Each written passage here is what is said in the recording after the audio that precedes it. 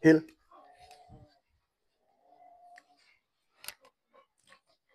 Heel. Heel.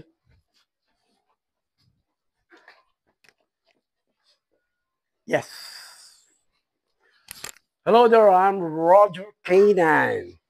Mahirap po mag-train ng obedience ng mga aso, lalo na kung mga large dog, mga makukulit, matigas ang ulo, at lalo-lalo na yung aggressive. Mahirap mag-train, lalo na kung isa lang ang kamay na gagamitin. Bakit po mahirap? Kasi ang proper position po ng obedience, lalo na sa basic, ay nasa left po ang aso. Kaya very important ang left hand. Bakit? Kasi lalo na kung kasi iba-iba pong aso eh. Merong gusto nila sa reward, sa treats, sa toy, sa praise. Lalong napakahirap kung lahat doon. Wala siyang focus.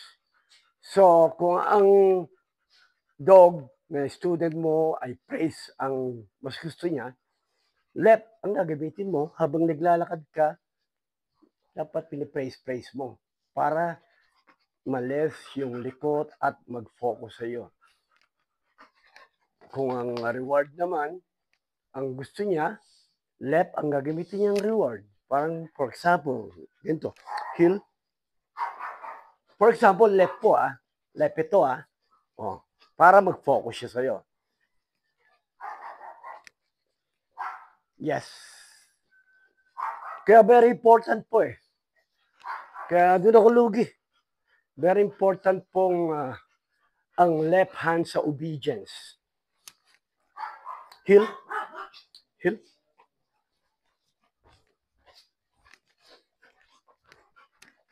Yes. Heel. Heel. Heel. Heel. Heel. Heel. Yes. Heel.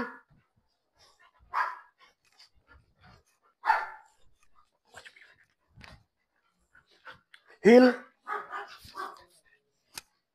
Yes. Good boy. Good boy. Break. Yeah.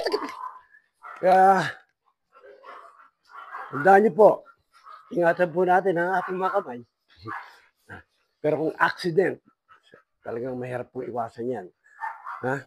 Kaya, paalala lang po, dapat ang aso'y sumunod sa inyo dahil happy siya sa inyo.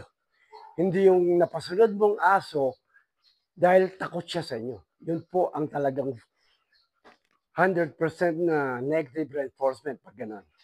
Kasi po, pag mali ang training ng aso, kung hindi po proper training, pwede masira ang aso.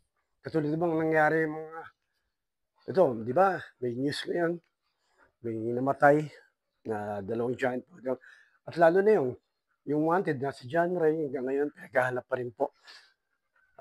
Yun, more than 12 na yata na repair training ko na galing sa tao yun. May 4 na golden, naging aggressive. Marami pa pong iba. Kaya, yun lang pa mo, ipapayo ko. Dapat, kung magta-train kayo ng aso, sa dibdib talaga. Hindi yung pera-pera lang. Dapat mapasunod mo ang aso dahil happy siya sa'yo. Hindi yung takot siya sa'yo, kaya sumunod. Di ba?